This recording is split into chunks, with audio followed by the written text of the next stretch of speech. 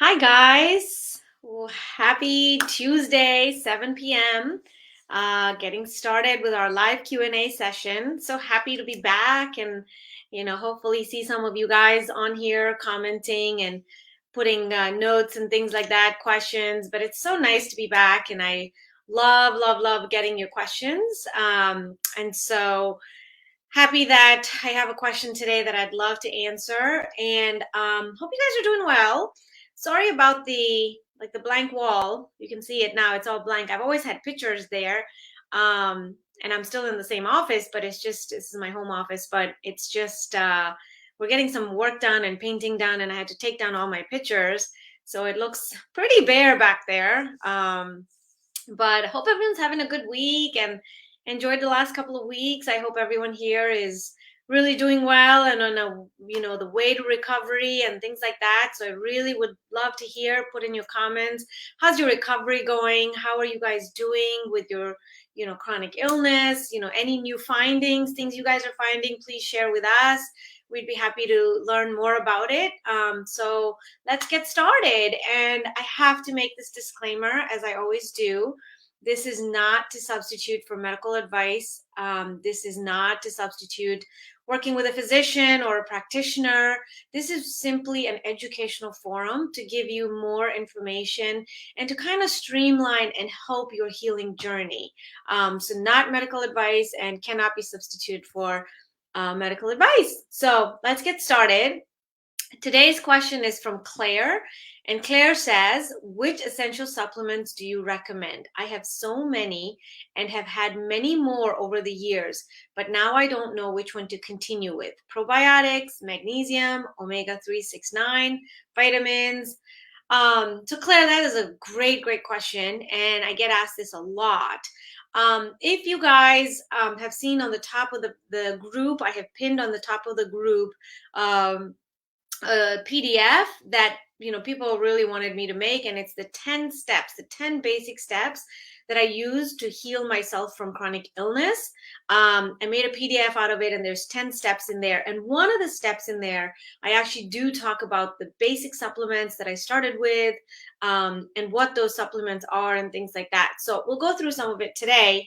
But basically, some of the basic supplements, like definitely a multivitamin is critical, really, to get a gamut of vitamins and nutrients and things like that. Unfortunately, our food nowadays does not have the same nutritional content and vitamins as they did in our parents' generation. And so definitely a multivitamin is something that is really needed. Omegas are must do, or very needed. If you want, you can have your practitioner check your omega index to make sure that you're not over, but that is really, really a rarity. And so, yes, omegas, very, very good and important for inflammation. Fish oils are touted to be the best, as long as you can get organic and no preservatives, and wild caught salmon and things like that. And if you're a vegetarian like myself, then the algae ones are really good too. I took omegas for quite a few years, and then I started having a reaction to them, almost like a histamine type reaction. And so lately I've been tolerating its chlorella tablets really well. It has like all greens and spirulina and algae and chlorella, and I've been tolerating that a lot better. So I've been taking that, but it's just very, very essential. Vitamin D, absolutely needed. I mean, pretty much like 60-70% of the population is deficient in vitamin D. My kids were really low in vitamin D. And so when I had their numbers drawn, we ended up starting all three of my kids on vitamin D.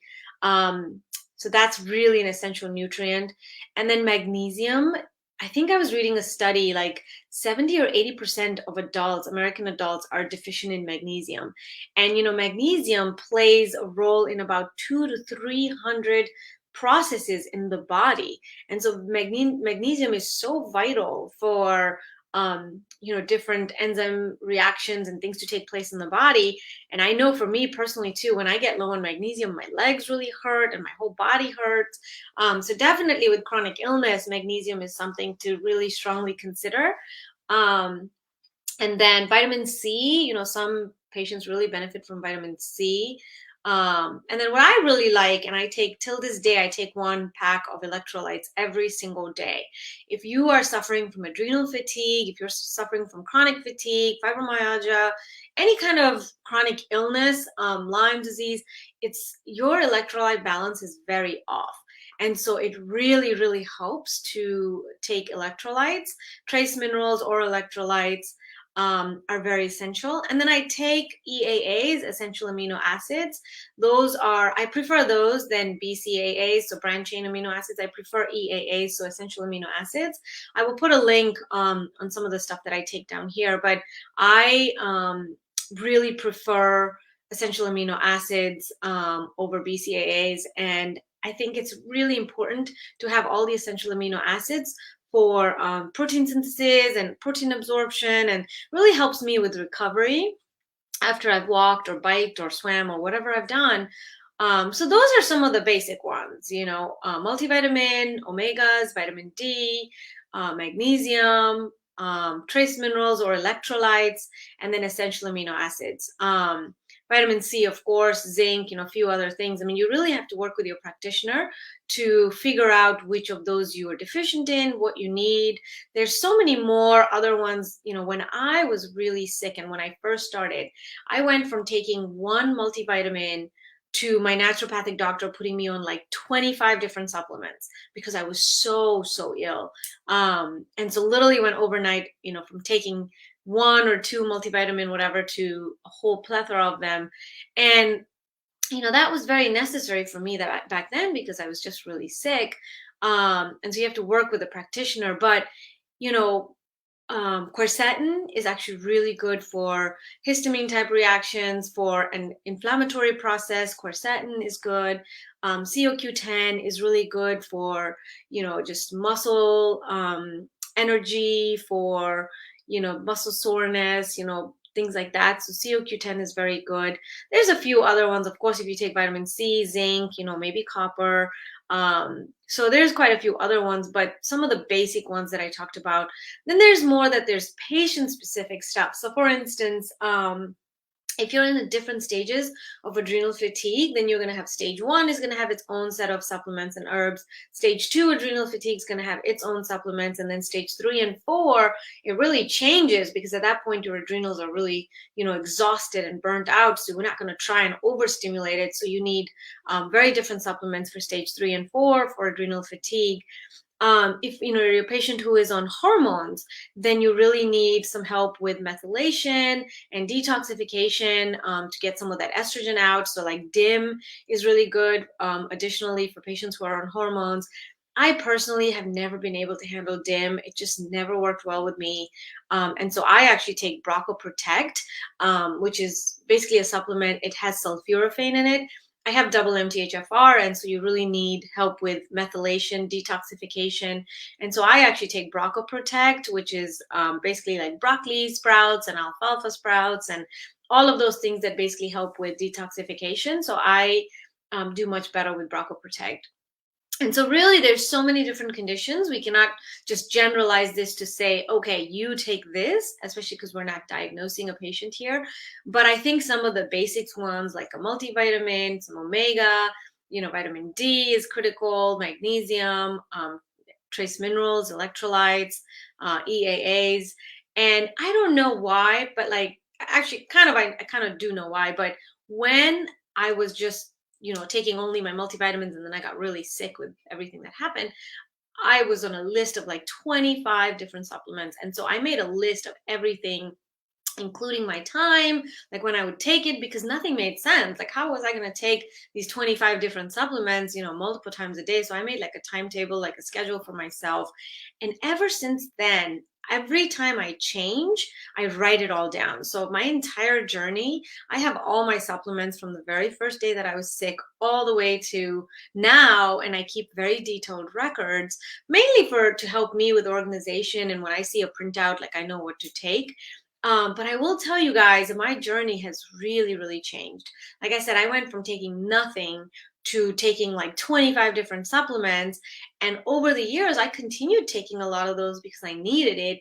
And then in the last few years, I've been able to start every 3 to 6 months. I will kind of do a supplement check. I will go through my supplement cabinet and then take out what I don't need, or that I feel that I talk to my practitioner, like, can I stop this? Can I stop that? Um, and then of course with my own knowledge, I'm like, okay, this doesn't work for me now, or I take this out, stuff like that. And so every 3 to 6 months I really do a supplement check, and I kind of pull stuff out. Sometimes I add stuff back in or new stuff in, and I take some stuff out. But over the years, I spent 6 or 7 years, I've really just gone through my supplements, and every 3 to 6 months you have to make changes, because your body gets used to a lot of these supplements, and a lot of this stuff you have to be careful, because you cannot take it long term. Now, all the basic supplements like multivitamins, magnesium, all of that kind of stuff, vitamin D, omegas, all that stuff is fine long term. But any of the other stuff, if you're taking it long term, some of it has detrimental effects. Sometimes your body gets used to these supplements. So I've talked about this on the page before. I believe I made a post about it, but I do a supplement vacation very frequently. And so what that is where especially in my case, when I'm traveling, whether it's for work or for pleasure, whenever I'm traveling, I don't take my supplements with me, because it's tedious and like a long task to pack everything and remember all that. But even when I'm there, I don't have a normal routine and a schedule, and so then things get forgotten, supplements get forgotten. But I also want to give my body a rest from the supplements. And so it's really, really helpful to take a supplement vacation every so often, once a month, every second month, things like that. Work with a practitioner to decide. But I take a supplement vacation, and I think it's really beneficial for me. And it's really helped me.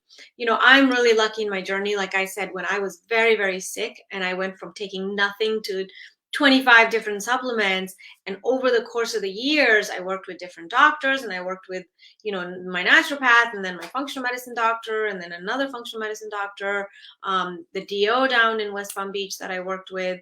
And so I had so many people kind of just adding and subtracting supplements, and I was thankfully able to use a lot of my knowledge. But it got to a point after like a few years that I started just kind of weaning things out, adding some stuff, taking stuff out. And maybe about just 3 months ago, 3 to 6 months ago, I just did another supplement check, and I literally have now weaned it down to like the basic things, that I mentioned. I'm on multivitamins, I'm on omegas, and then I'm on vitamin D, magnesium, vitamin C. In the morning when I first wake up, I'll do my adrenal cocktail, which is I squeeze fresh organic lemon juice. I squeeze one lemon with Himalayan salt in it, and that's my first thing in the morning routine with some warm water. And I still think till this day that helps me so much. So I do that in the morning, and then before I go for a walk or run or swim or do anything, I take my EAAs. I'll put a link on the bottom, but my essential amino acids with some vitamin C, and that just gives me a little bit of a push to go do my workout, and it just helps with recovery. And then of course, once I eat breakfast, then after breakfast I'll take my multivitamin, my omega, my vitamin D, my magnesium. I'll take all of those things. And then some point during the day, I'll have an electrolyte, just put it in my water bottle and drink my electrolytes. And that's really it. At night, I take my magnesium before I go to bed. I really just have been tapering off slowly by slowly, and just really cutting down the supplements, because part of it, I was having difficulty, my liver was having difficulty with so many supplements, and really, getting sluggish trying to kind of detox it out, especially because, like I mentioned, I have double MTHFR, I have methylation issues, detoxification issues. So the less I take, for me, the better. It just makes me feel better. So, of course, like I said, I like to play devil's advocate. I want to give you both sides of this coin. There's few very, very specific supplements that are very important. And you have to decide with your practitioner what works for you. And then start tapering off or take time off your supplements. And that will really benefit you in the long run. I know, Claire, you asked about probiotics. I was on probiotics for about a year initially when I was really sick. My gut was a mess. So I was on probiotics for a year, and then I kind of stopped. And then recently I was like, oh, let me start again. But I didn't really do too well with starting probiotics. I don't feel like you should take probiotics indefinitely. I haven't been on antibiotics for a really long time, like maybe 10 years or so. But if I were to get on antibiotics, for whatever reason, then yes, I would do probiotics with it to really just save my stomach. One of my sons is on antibiotics right now just for like really chronic sinusitis. Came out of nowhere. This is a kid who doesn't have allergies, and he just happens to have really chronic sinusitis. So they had to put him on antibiotics. And so I have him on probiotics right now for the next 3 months. I just believe that it's more to repopulate your gut and to really fill in the healthy bacteria and things like that. But it's just my thought that I don't want to take probiotics all the time indefinitely. And so that's really my thought on probiotics. So that's really it. That's the only question we had for today. And keep the questions coming. Join the group. Ask as many questions as you guys like. I do a live every Tuesday at 7 p.m. And I hope to see you guys at the next one. Thanks. Bye bye.